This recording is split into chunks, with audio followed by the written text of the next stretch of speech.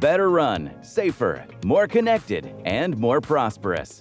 Today is Aurora, Illinois. Talking City's Aurora correspondent Nicole Astra profiles the best of what this city has to offer. What happens when a city believes in itself?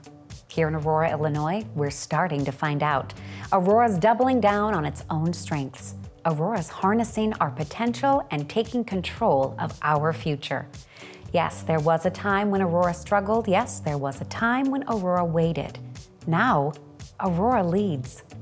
Take economic opportunity. Aurora icons like the Keystone Building, the Hobbs Building, Copley Hospital, and the Terminal Building are all being renewed, and the administration's work with Fox Valley Mall, Cedarwood, and Pacifica Square will bring new residential and retail developments to the Fox Valley area, making it Illinois' highest grossing shopping district outside of the Magnificent Mile.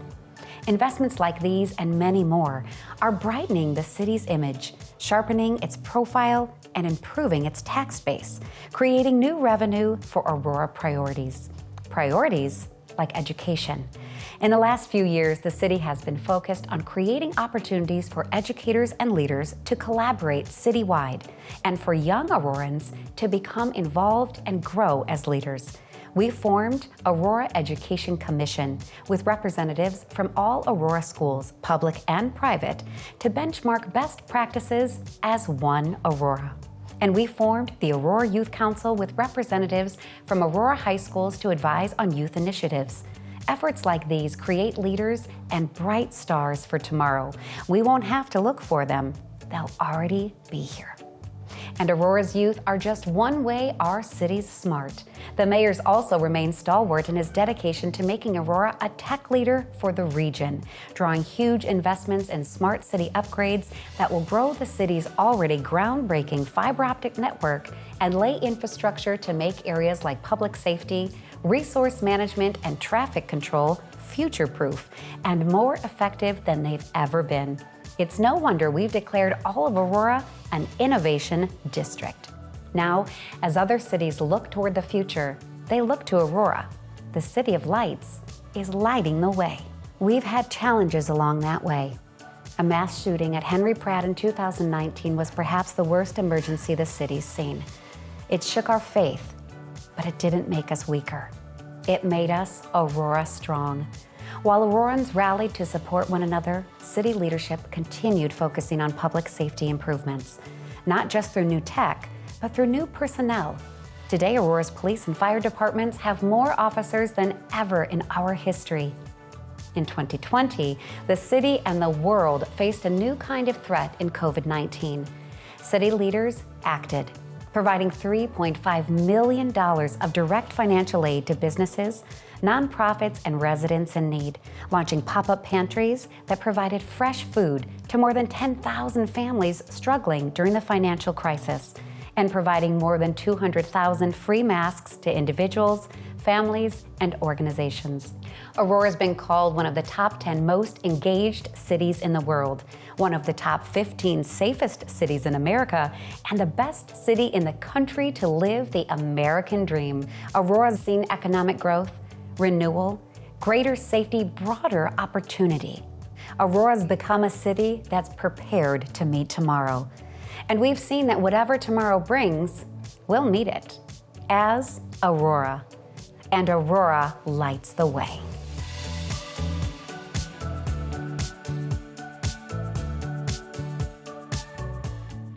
Thank you, Nicole, for that incredible spotlight on Aurora. You're absolutely correct. Whatever tomorrow brings, we'll meet it because Aurora is lighting the way. Welcome to the 2021 State of the City Address. I am Richard C. Irvin, the very proud 59th mayor of my hometown, the second largest city in Illinois, the City of Lights. It's been an honor of a lifetime to serve as mayor for the past 4 years, and as alderman at large for 10 years prior to that. While my election in 2017 may have made history, it's been what we've accomplished the past 4 years and what we are currently experiencing in the present that is the real story. And it is what we can accomplish in the future that will rewrite our beloved city's narrative forever. Whatever tomorrow brings, we'll meet it. How do I know? Because we have come face to face with some of our most significant challenges these past 4 years and have met them head on and continue to shine as a city of lights. Just take this past year alone, and it is evident how we can not only pivot, but progress together. I would never have imagined that this 2021 State of the City address would be conducted from my office here at City Hall with just a few staff members and a video team, instead of at a public place packed with hundreds of Aurorans. The last time we were all together was on the 2020 State of the City address on March 3rd, 2020, at the Fox Valley Mall, and life changed swiftly and dramatically soon thereafter. Less than 2 weeks after that, on March 16th, I declared a state of emergency in Aurora because of COVID-19, and we embarked on a journey that has changed our city, our country, and the world. On the first anniversary of the COVID-19 emergency declaration, I reflected on the past years as we remembered those we lost to this deadly virus. With more than 20,000 positive cases in Aurora, myself included, we had also sadly lost 250 Aurorans that COVID-19 took from us over the last year. These were 250 fathers, mothers, grandparents, children, neighbors, friends, co-workers. They lived, they loved, they laughed. They left memories for us to cherish and hold dear. They were not just numbers, they were people. And for me, that is the life lesson of this past year. While we often speak in terms of achievements and challenges, profits and losses, data and evidence, everything we do as a city is guided by people. So today, I proudly proclaim the state of the city is solid. The state of the city is secure. The state of our city is sustainable. The state of our city is still strong. Because of our people, our progress is evident and measurable, and our potential is boundless and limitless. Whatever tomorrow brings, we'll meet it, because Aurora is lighting the way. One of the first designations we received after I took office in 2017 was being named as one of the best-run cities in America. It is solely because of the hard work of dedicated people on the Aurora City Council and the approximately 1,300 city workers that earn that distinction. Our City Council leads with professionalism, precision, and passion. Ward 1 Alderman, Emmanuel Yamas. Ward 2 Alderwoman, Wani Garza. Ward 3 Alderman, Ted Mesiacos. Ward 4 Alderman, Bill Donnell. Ward 5 Alderman, Carl Franco. Ward 6 Alderman, Mike Seville. Ward 7 Alderwoman, Shakita Hart Burns. Ward 8 Alderwoman, Patty Smith. Ward 9 Alderman, Edward Bugg. Ward 10 Alderman, Judd Lofty. Alderman at Large, Sherman Jenkins.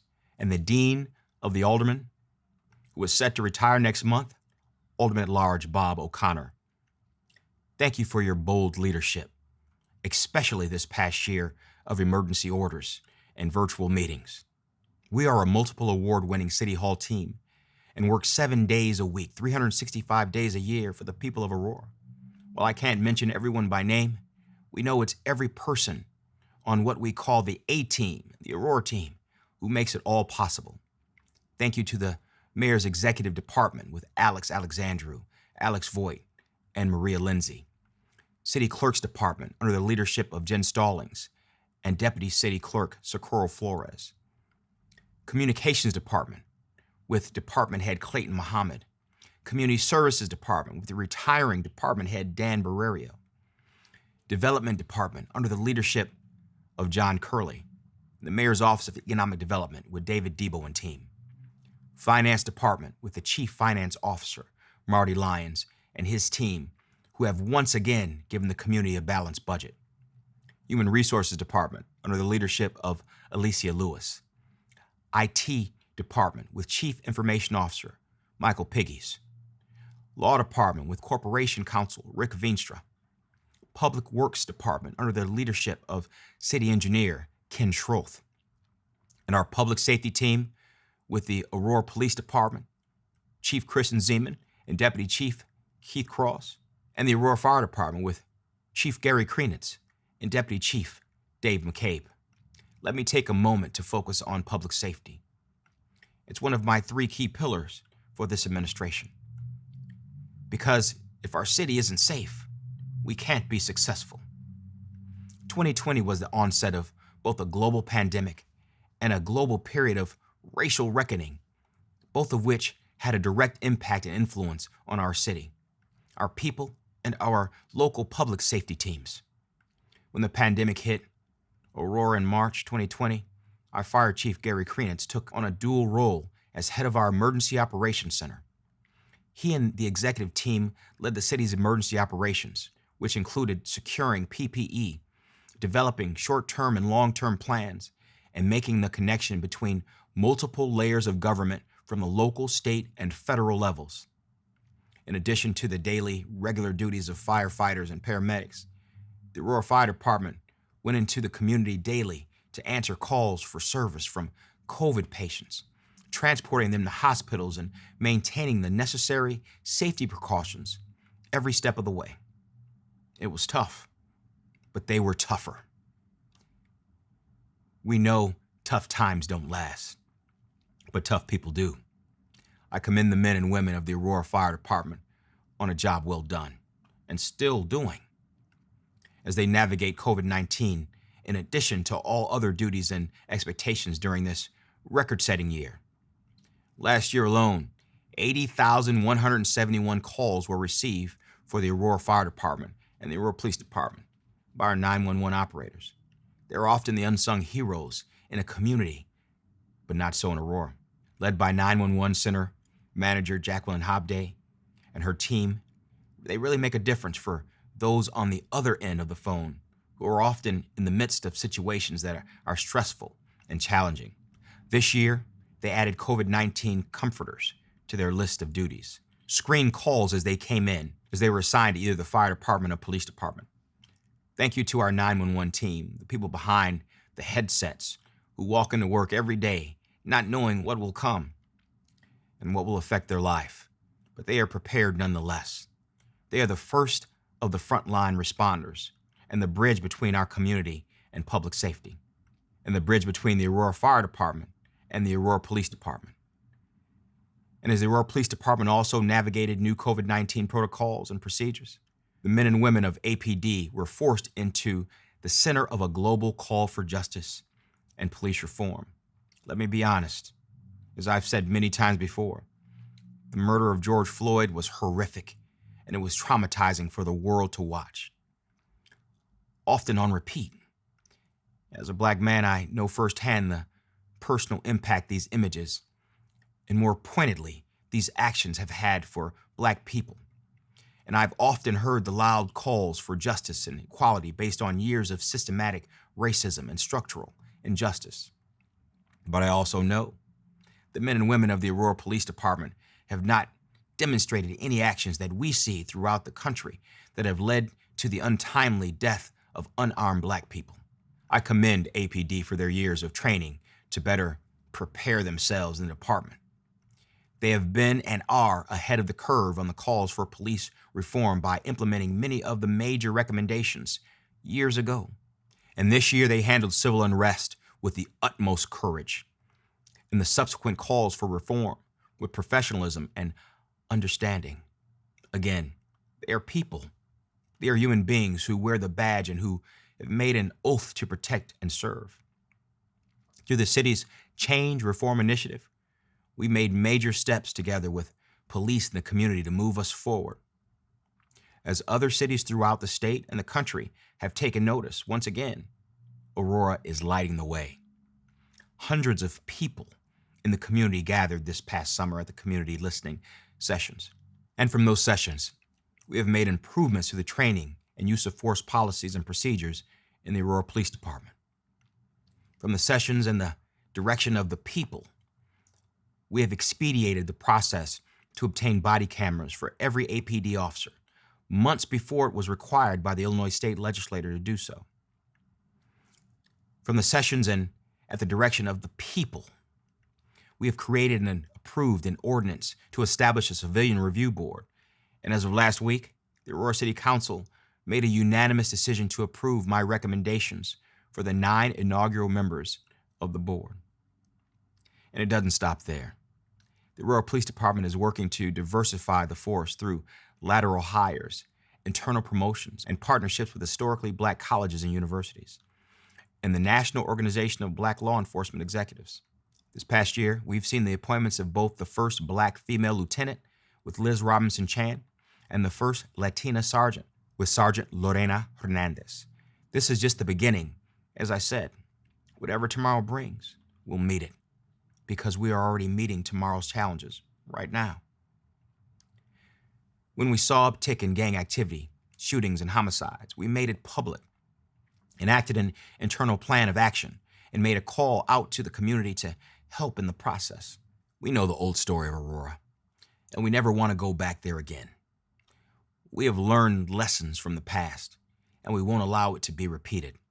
I spent many years as the first ever community-based prosecutor for Aurora, and we watched our crime rates plummet because of a comprehensive community-based action plan.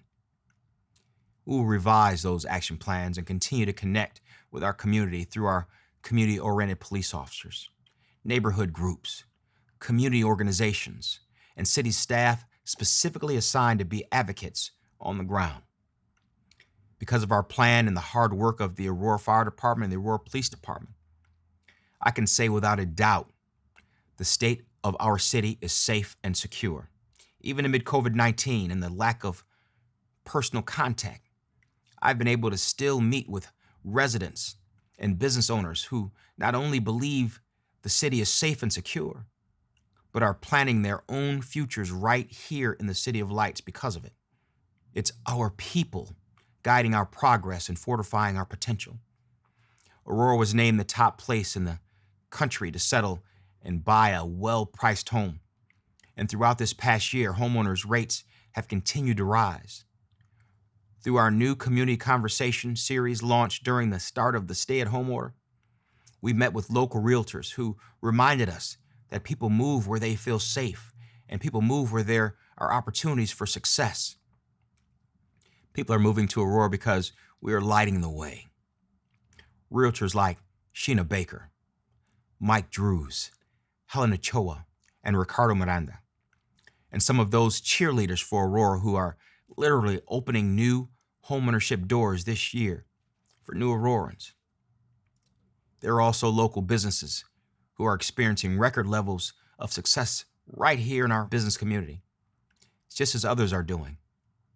The pandemic hit our businesses hard, and the city has stepped up to make sure we are providing support for them to regain traction as we see the light at the end of the tunnel getting brighter and brighter. Through the approval of the Aurora City Council, we have committed more than $3 million to our local businesses through a multi-pronged approach. The first phase provided nearly $1 million to small businesses through our partnership with Invest Aurora and the Mayor's Office of Economic Development.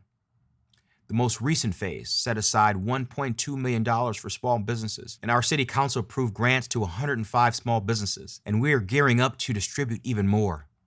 Even during the pandemic year of 2020, 48 new businesses opened, and already in 2021, we have already half that amount in just the first quarter of the year. Already, new businesses are opening, and new developments are launching all over town. As the saying goes, if you stay ready, you don't have to get ready. The progress we have seen this past year and continue to see today are the result of keen preparation, strong partnerships, and focused relationships. Let's take a look. The City of Aurora, the City of Lights. Through achievements and challenges, Aurora has pivoted and progressed every step of the way. Now we are reaping the benefits of our hard work, from the Far East Side's flourishing new developments like Pacifica Square, to the West Side's booming businesses like Factor 75. And every inch in between, the opportunities are endless. Our hard work has kept over 1,000 jobs in the community and has created 2,000 more, drawing global companies like Amazon, Sonova, and CyrusOne to Aurora.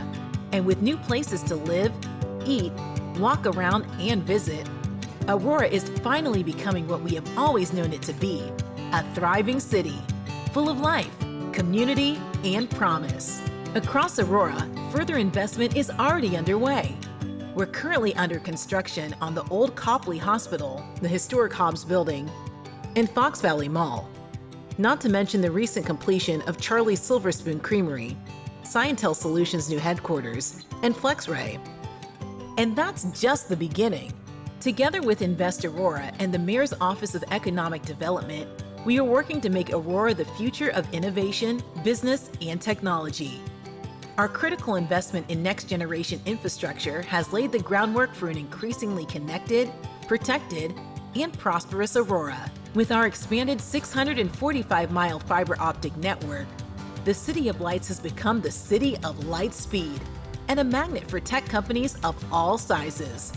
From small businesses to mid-sized corporations to large-scale enterprises that move their national and international headquarters to Aurora. Aurora is well-positioned to create even more opportunity for new businesses, current residents, and new admirers alike. With future developments planned in every sector, Aurora's future is as bright as its lights. And like light, there are no limits to where we can go together. Aurora is ready. We are bright and we are lighting the future. Wow. Yes, we are lighting the future, and the future is bright. Thank you to David Debo and Brian Gay for their leadership and collaboration. These are the people behind the progress who are working hard every day for Aurora. And behind every business logo, every small business, and each major development are the people whose personal dreams and visions for their own success have aligned with the Aurora vision. These are people like Mike Apostle, who opened his Factor 75 headquarters on the far west side, a young entrepreneur. Mike recently sold his company to HelloFresh, one of the largest meal prep companies in the country. He made the decision to relocate his headquarters for Factor 75 in Aurora. Then there are hometown Aurorans like Esther and Mike Saltagero, my fellow East Aurora Tomcats, turned successful business owners. They opened Charlie's Silver Spoon Creamery in downtown Aurora and expanded outdoor seating last summer and plan to open a wine cellar this summer. Down the street on Broadway is business owner and fellow military veteran Yvonne Thompson in the Cottonseed Creative Exchange, who has built a magnet for other business owners and creatives. Graduates of Wabansie Valley High School on the team of Fox Valley developers have returned home as business developers to better their hometown. Their major development project at the former Copley Hospital is the most significant investment on Aurora's east side in generations. Speaking of family, Eddie and Judy Nee are the father and daughter duo behind Windfall Group and its major development, Pacifica Square, on the far east side, as they plan the largest Asian-themed shopping center in America. They have brought in 24 new businesses that have already opened or soon to open, including the 10 new restaurants inside the Park to Shop grocery store. And literally across the street from Pacifica Square, the Centennial team in their Fox Valley 2.0 version is changing the landscape of the iconic Fox Valley Mall. The shopping center destination will soon be a retail residential hub that will attract residents and retailers alike. Right along the same Route 59 corridor, which is the second highest grossing corridor to the Magnificent Mile in Chicago. The former Roosevelt University campus has been purchased by Amit Duda as corporate headquarters for his IT People Network company that began right here in Aurora in 2012 and now employs hundreds of people with plans for hundreds more. And those employees will flood the area for lunch and visit restaurants like the popular family-owned Surf's Up Aurora, one of the 48 businesses that opened last year and has been thriving throughout the pandemic. The Tucker family know exactly how to run businesses and raise superstar children like their son Tristan. The state of the city's economic development and business survival is strong. Now, when Tristan's not in school, he works as the family restaurant, and when he's not doing that, he is one of the stars on the hit TV game show, Are You Smarter Than a Fifth Grader? Much like Aurora's future, Tristan is bright, focused, and lighting the way for others to follow. He represents the greatness of our educational system in Aurora and shows what is possible when we believe in our children and their dreams. They're not only our future, they are the most important part of our present. And this past year has been a roller coaster ride for our children, their parents, teachers, and everyone in our educational system. Let me simply say thank you. Thank you to our educators in the schools and our parents who had to become educators at home. Thank you to the school leaders who had to make the tough decisions for the health and safety of all. Most importantly, thank you to the students who have become resilient as they navigate the new normal for an entire year of their lives. We held 2 community conversations with our school district leaders to discuss their plans, and it was great to see how aligned our educational community has become. That was the goal when we started the Aurora Education Commission 3 years ago. Through our discussions, we saw a clear opportunity where the city of Aurora could offer resources to enhance remote learning. Through our No Child Left Offline initiative, we connected high-speed internet to 11 hubs throughout the city. Thanks to a partnership with Scientel Solutions, children and parents can visit these sites to access the internet, remote learning for the children and job searches, or bill payment for the parents and adults. The city also took the lead in establishing the STEAM Academy, a co-curricular program for students to immerse themselves in science, technology, engineering, arts, and mathematics. What began as a summer program in the middle of a pandemic for 50 students has grown into a year-round educational initiative for 750 elementary kids in Aurora. As we prepare our children for the future, whatever tomorrow brings, we'll meet it through education, innovation, motivation, and mentoring.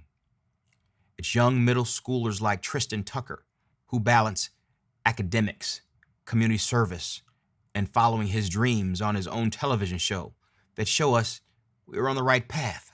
We are inspired by high school students like Bryn Drews of Wabansie Valley High School, who won $10,000 from Starbucks on the Ellen DeGeneres daytime talk show for a funny video of Bryn paying it forward, or at least trying to, while still on medication after getting her wisdom teeth pulled. She used her $10,000 to start a not-for-profit to benefit our local charities in Aurora. And we are empowered by college students like Fernando Omedu, a graduate of West Aurora High School and a current student at Northern Illinois University, who is leading his own innovation club. And we are humbled by not-for-profits led by high school students like Meaningful Summers, a group of young leaders who make sure their summers are meaningful by organizing activities and raising money to donate. Last summer, they collaborated with my office to raise funds for masks to give away to the community. Our children are the very people in Aurora who are making sure our progress is sustained and our potential is fulfilled. I'm reminded of the song lyrics. I believe the children are the future. Teach them well and let them lead the way. Show them all the beauty they possess inside. Give them a sense of pride.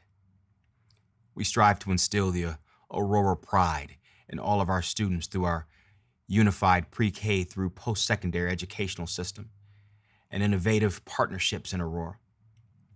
We like to say we want to help our children here in Aurora from cradle to career. The state of education in Aurora is strong. We must build a city that they are proud of and return to serve as leaders like our First Ward Alderman, Emmanuel Yamas, Aurora Township Trustee-elect, Samuel Nunez, and State Representative Barbara Hernandez. And they are just the tip of the iceberg of successful students, turned adults, turned leaders in the City of Lights. As a child raised in Aurora, I understand that dream on a very personal level. And serving as mayor of my hometown has been the gift of a lifetime. While this past year was a challenge, it showed us the fortitude that we possess as a people, committed to progress and fulfilling our potential. I saw it in the faces of the more than 10,000 families that visited our 7 pop-up food pantries from May through December as we attempted to fill the food insecurity gap caused by COVID-19. I saw it in the faces of thousands of Aurorans who lined up to receive masks at our citywide mask giveaway at the start of the pandemic. Not only were they grateful, they were hopeful for the future. We have donated hundreds of thousands of masks to our residents, businesses, nonprofits, and churches thanks to our generous benefactors. They've made a difference in our fight against COVID-19. And I see the Aurora pride in the faces of the more than 10,200 people who have been vaccinated at our mass vaccination clinics and equity-focused clinics the city has spearheaded during the month of March. Our people of Aurora walk in the doors excited for vaccines and leave even more thankful that we have provided an opportunity. For us, this is a matter of life or death, and we choose life and health for our community. It's been a long, dark, and challenging year, but we are the lights at the end of the tunnel, and we are making the light brighter and brighter. As we fight COVID-19 by vaccinating our residents or our people, we look forward to returning to a sense of normalcy in Aurora.